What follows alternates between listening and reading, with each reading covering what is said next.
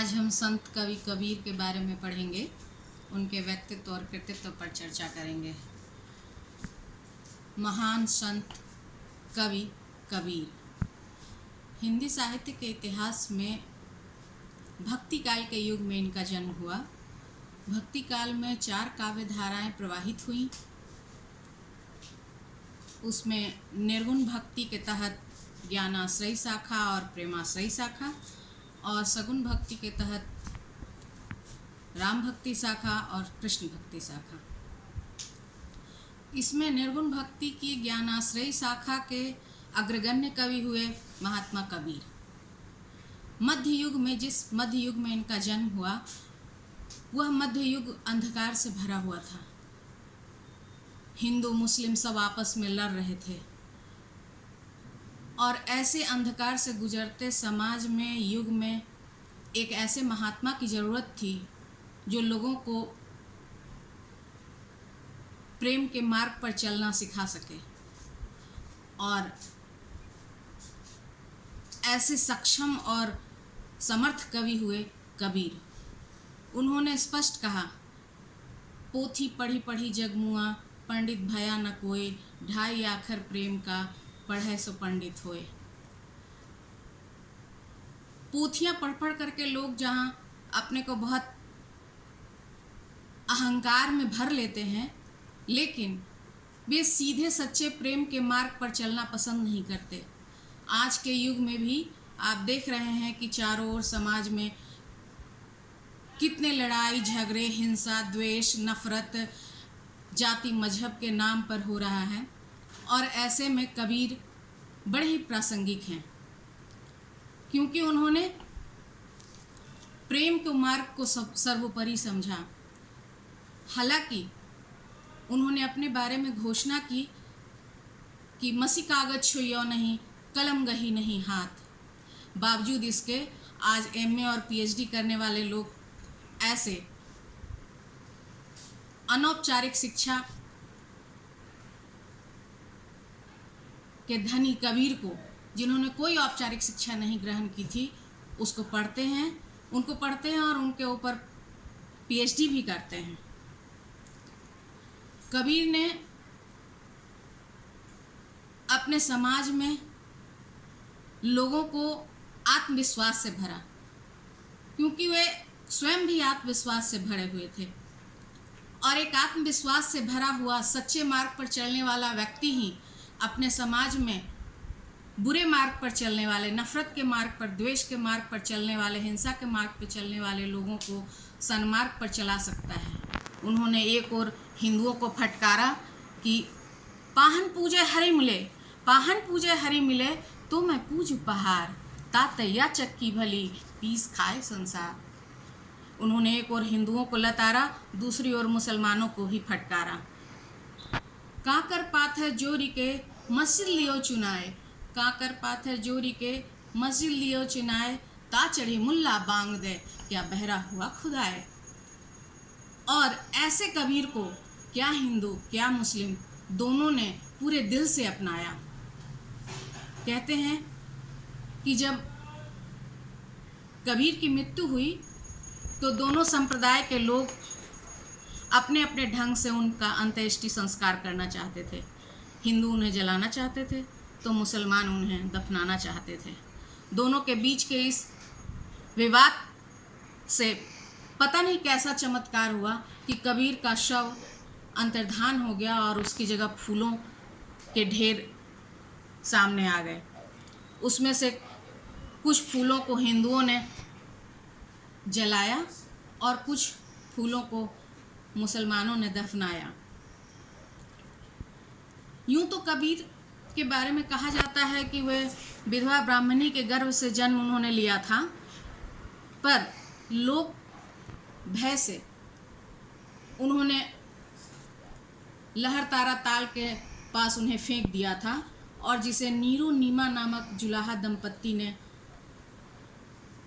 पाया और फिर उनका पालन पोषण किया। कबीर अद्वैतवाद के समर्थक थे। वे एक ईश्वर में विश्वास करते थे और संसार को नश्वर समझते थे। उन्होंने स्पष्ट कहा, यह संसार कागज की पुरिया बूंद परे गल जाना है। यह संसार कागज की पुरिया बूंद परे गल जाना है।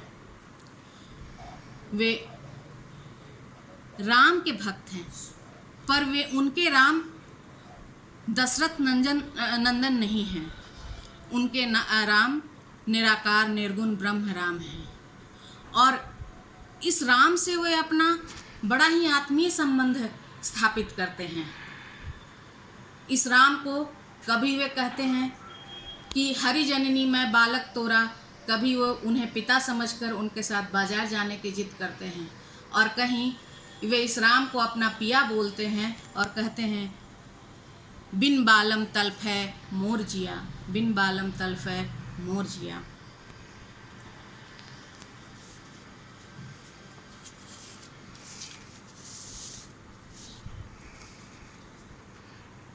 कबीर ने जितने भी उपदेश दिए, उनके सारे उपदेश बीजक में संग्रहित हैं, जो उनकी अक्षय कीर्ति का आधार ग्रंथ है। इस बीजक में 3 प्रकार की रचनाएं हैं, साखी, सबद, रमैनी, जिसमें सबद और रमैनी जो हैं वो गे पद हैं, जबकि साखियां दोहे हैं।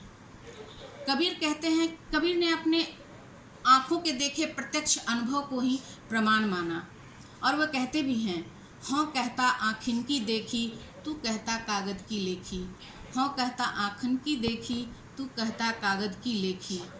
और अपने अनुभवों को ही सर्वोत्कृष्ट प्रमाण मानने वाले कबीर के दोहों को इसीलिए साखी, साक्षी या यथार्थ का प्रमाण कहा जाता है।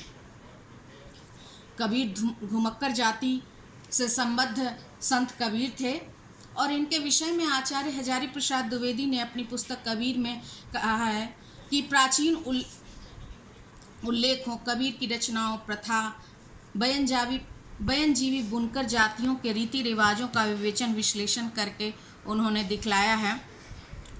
आज की बयनजीवी जातियों में अधिकांश किसी समय ब्राह्मण श्रेष्ठता को स्वीकार नहीं करती थीं। वे जोगी नामक आश्रय भ्रष्ट घरबारियों की एक जाति सारे उत्तर और पूर्वी भारत में फैली थी। ये नागपंथी थे, कपड़े बुध कर अपना जीवन यापन करते थे, सूत काटते थे, गोरखनाथ और भरथरी के नाम पर भीख मांगकर अपनी आजीविका चलाया करते थे। इनमें निराकार भाव की उपासना प्रचलित थी। जाति भेद और ब्राह्मण श्रेष्ठता के प्रति उनकी कोई सहानुभूति नहीं थी, और न ही किसी अवतारवाद में इनकी आस्था थी। आसपास के बृहत्तर हिंदू समाज की दृष्टि में ये नीच और अस्पृश्य थे। मुसलमानों के आने के बाद ये धीरे धीरे मुसलमान होते गए। पंजाब, उत्तर प्रदेश, बिहार, बंगाल में इनकी कई बस्तियों ने सामूहिक रूप से मुसलमानी धर्म ग्रहण किया। कबीरदास इन्हीं नव धर्मांतरित लोगों में पालित हुए थे, और इसीलिए कबीर पर इन सब का प्रभाव देखा जा सकता है। उनमें वेदांत का अद्वैतवाद, नाथपंथियों की अंतःसाधनात्मक रहस्य भावना, हठ योग, कुंडलिनी योग, सहज साधना, इस्लाम का एकेश्वरवाद, सब कुछ मिलता है। कबीर की इन सभी बानियों का संग्रह बीजक में मिलता है।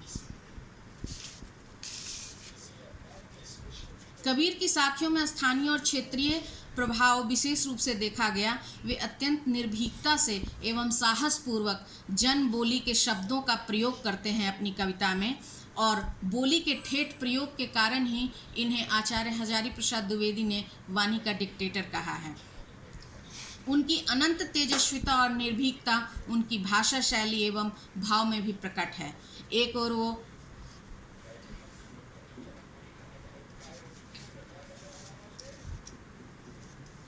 कबीर निर्गुण भक्ति के ज्ञानाश्रयी शाखा से सम्मत तो हैं ही,